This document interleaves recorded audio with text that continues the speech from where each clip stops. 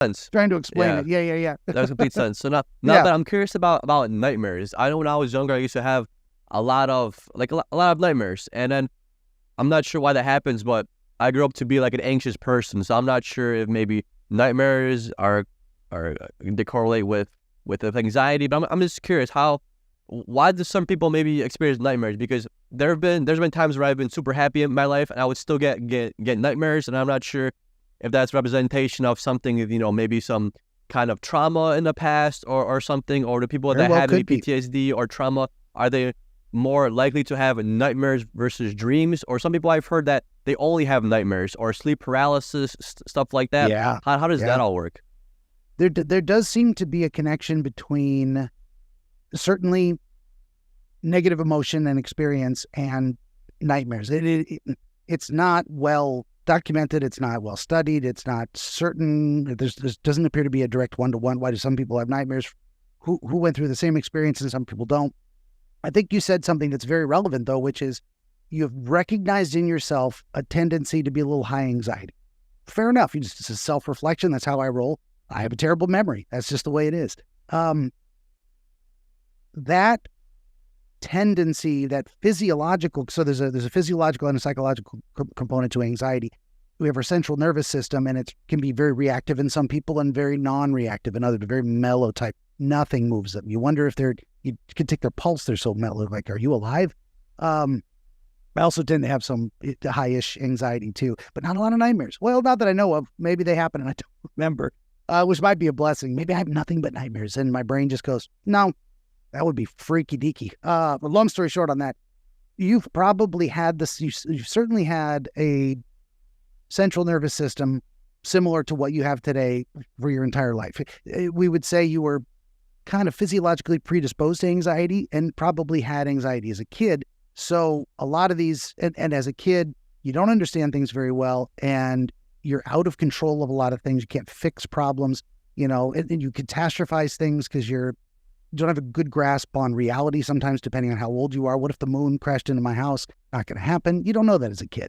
So your mind can go off on wild flights of fancy. So there's a lot of good reason to believe that, a person biologically predisposed to anxiety who develops some psychological fixation on worries and concerns and fears. And definitely if you layer trauma on top of that, that's not just a fear that everything could go wrong. That's proof everything has gone wrong and horribly wrong. So it's very understandable people have, nightmares from trauma decades later because it's just that severe. And there's, speaking of genetic memory, but there's, the way the brain seems to work is that nothing we have ever seen, heard, smelled, felt, thought ever disappears. It's all in there. And that kind of forms the collective unconscious. Like once a new neural pathway in the brain has been formed, it doesn't unform. Like the brain doesn't disconnect itself like Legos and plug itself into a new connection. It just forms new pathways in a different direction. So that literally physically every experience we've ever had that triggered a neural pathway or created new connections is still in there.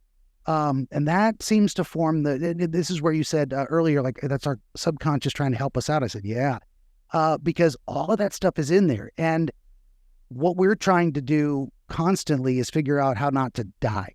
And in this world, like I don't want to fall off a cliff. I don't want to get hit by a car. I don't want to make a mistake that gets me fired and then I lose my house and then I'm on the street and then I die. All of these things, the realistic concerns, we got to live. So what dreams seem to be doing is all that, whatever there's some process between consciousness and the subconscious that seems to want to dip down in there and pull things out that we can have a look at and figure out Rubik's Cube style. And that's what happens with recurring dreams as well. Is you got a specific concept of a type of problem in a very specific form, a pattern that repeats in the dream. And it keeps coming back, in my estimation, is my working theory, because you don't understand it yet, because you haven't figured it out. And it can be, I don't know what this is. I just want to see it more clearly. That's a valid kind of recurring dream without any conclusion. Or here's a specific problem. I need an answer. I need to resolve this. I have a dilemma where I got 6 of one, a half a dozen of the other, and I don't know which way to go. As soon as you can pick one, and know that that's a certain path you should follow. You can let the other one go, and you don't need the dream anymore. And that is an experience I have had. I've talked to several people that had recurring dreams. We talk about it. We identify some elements that they feel seem to make sense, and then the dream stops. They don't have it anymore. It's just gone. And now it's only been a couple of years. Maybe it'll come back. But these are people who said they had that dream regularly until they talked to me, and I'm like, I'm gonna cry. That's amazing. I didn't even know that was possible, that I could have that effect on someone. Or at the very least, the nature of the dream changes. The story I love to tell. I had a guy, episode 12, like way back in the beginning. My hair was super short. I was just beginning to grow it out. I didn't look like a wizard at all. He had a dream where he would move through a house in the same pattern every time, and he would get to the backyard, and these shadow people would beat the hell out of him, and he would wake up. So we talked about it, and through our discussion of the dream and trying to understand what it was, he got back to me a week or two later and said, I had the dream again, and this time I didn't try to push past the shadow people to continue forward out of this backyard, and they talked to me. They turned out to be really nice guys, and they said they were looking out for me. They were trying to stop me from moving forward to help me. That blew me away too. I'm like, wow, to have the same recurring dream repeat, but differently this time. Something changed. He was able to carry with him from our discussion some different understanding of the situation, that he didn't have to repeat the same process. And broadly speaking, I think we linked it to his leftover feelings about his military experience, and kind of conceptualized it, between the two of us in discussing it, that these shadow people represent some part inside himself that says, you're not ready to confront certain realities yet. Don't get yourself into trouble by letting your, grasp exceed your reach, that kind of thing.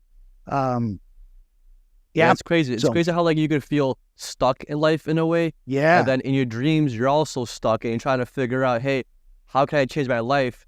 And it's like you still have this dream, so you're still struggling in both.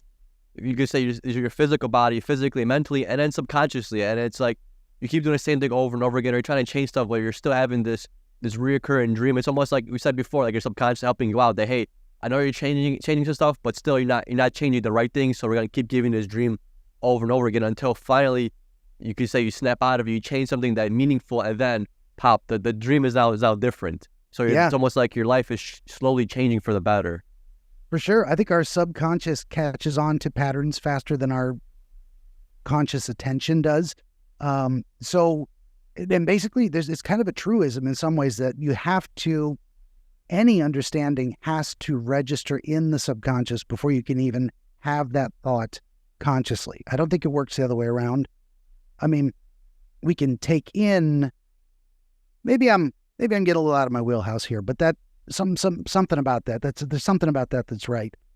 So it doesn't surprise me at all that that's the place that sees all, hears all, knows all, and it's trying to establish a connection so that we can really get it and figure out what to do. And then that's recurring dreams. One thing I was going to mention too, and I just thought of it again. You did say, have I noticed other patterns of symbols in dreams? Like there's a lot of water. That does seem to be a very common one. And I know I did the kind of dismissal of the dream dictionary approach, even though, in my estimation, some of these dream dictionaries are better and worse than others, because a lot of them will give common human understanding of some of these things. Some of them are like, if you dream about, butterflies, it means you're pregnant. Like, I don't think that's how it works. I honestly don't think that's how it works. Now, that being said, I cite Sigmund Freud and Carl Jung as really strong influences, but I'm not a Freudian. I'm not a Jungian analyst. These are very specific traditions. That's why I kind of call myself a wizard. I'm like, I'm just doing my own thing in my own way, and it seems to work, and I don't even understand it. I'm definitely operating on subconscious or intuitive stuff, and someday I'll write a book when I figure out what the hell I do and how it works. And that's why I do these explanations too of like, well, let me tell you what it's kind of like, but it's all squirrely and all over the place. Now, that said, there's a third primary influence on my understanding of dreams, and that is a guy by the name of William Domhoff. I think it's G. William Domhoff. Bill, call me Bill. He says, I've actually been in communication with him. He's a retired professor from University of Santa Cruz in California. He opened a website to collect dream experiences. He calls it the Dream Bank. I believe it's dreambank.org, I think. And you can go there and it's still there and you can still contribute to it. Now his approach, so Freud's approach was let's distill everything to the life drive and it's all about sex. Fair enough. Jung said it's bigger than that. It's the human experience. There's a lot of motivations. There's a lot of symbolism.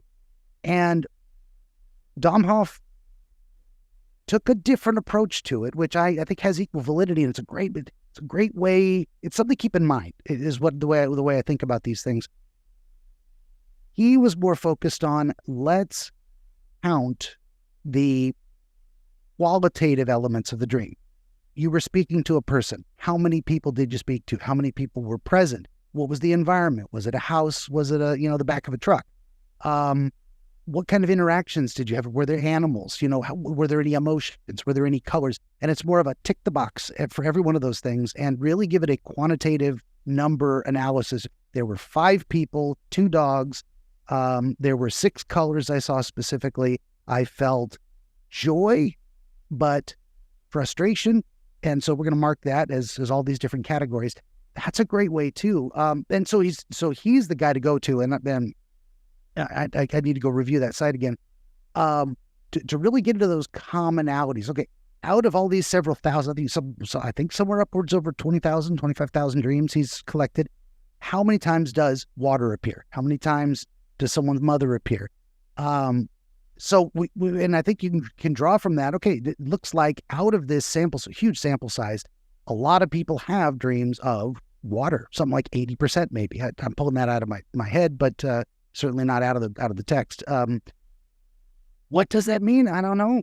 I mean, water is very important to people. A lot of people have fear of water, or water represents different things. I mean, water, if you're specifically a Chinese martial arts fan, a huge fan of Bruce Lee, he's famously said, be like water, my friend. So if that's what's important to you, that's how you conceptualize water as fluid, adaptable, powerful, that's going to mean something specific to you in the dream. But it is fascinating that a lot of people do have commonalities of the things they dream about, and that it isn't always easily explained by, well, people just need water, so sometimes they're going to dream of water. I think that's a little superficial or dismissive of it. I mean, I think there's probably something more to it. I'm not sure yet. That's one of the great things about this is I don't know everything there is to know. I think I know more than most people, maybe, if I toot my own horn. But I think there's so much more to learn that I'm probably never going to finish learning things to the day I die. There's just too much if you to know. did, life would be boring. That's the part of life. Is there's so much to learn, and even if you think you learn it, you find something else, and then you keep going. It's like there's so much rabbit holes in every single thing. Like even like physics, even matter. We have cells, and then it goes even smaller and smaller. The mitochondria, or then you have atoms, you have neutrons, protons. It's just like how deep you want to go. That's how deep it could go, and it's almost like infinity. Everything is infinity because everything is big, and it gets bigger, and everything is small, and it gets even smaller. And it's like that infinity thing where you can keep going forever and ever and ever. And even like when we die, who knows what happens when we die? Maybe we go to a different world, and we're just energy or something. And it's everything I feel like is infinity in a way. But I have a question, Ben. Is there anything correlation between like horoscopes or like your sign and dream? Does that represent anything in like the dream world? I do put astrology specifically into the spooky woo category of things that God bless you if you live by it. I'm not going to tell you shouldn't, but I don't know what to do with, and I can't validate it, and I don't know that I found a connection. But these are, I mean, I love the questions. That's a great question, because what if there was something to it? What if we found that, let's say we go to the Domhoff's Dream Bank and we added an extra category for, oh, by the way, what's your star sign? And we started finding out, well, turns out Cancers dream about fire a lot. And that's, and that Aquarius dreams about water a lot. Okay, no, Aquarius is air. Pisces dreams about water a lot. I am familiar with the astrology. I'm a Pisces, so typical head in the clouds lover of fantasy and ideas. I fit my horoscope, but it's true. But how broad it is, who knows? That I would be fascinated to know is if like your star sign appears to have you, it appears to correlate at least to whether or not you are having images related to the earth, air, water, and fire elements of these star signs. Now, that being the case, we would also have to do, additional research to say, let's rule in or out, or just look at the cause and effect possibility of people who are like really into astrology. And maybe they dream about water because they're a water sign and it's really on their mind. That's a part of their personality as I'm a Pisces. Versus people who are like, no, I don't believe in astrology and I don't think of it ever. And like I had to look up what the star sign was for my birthday in order to answer this question because I don't even remember. It's been so long. So again, I have respect for people who believe in it. I don't personally, and I don't know that it does have any relevance. But certainly if it did, I'm not well versed enough to say I can bring that to an analysis and make it relevant and useful to the person. Yeah. That's where I'm at on Okay. it. Yeah.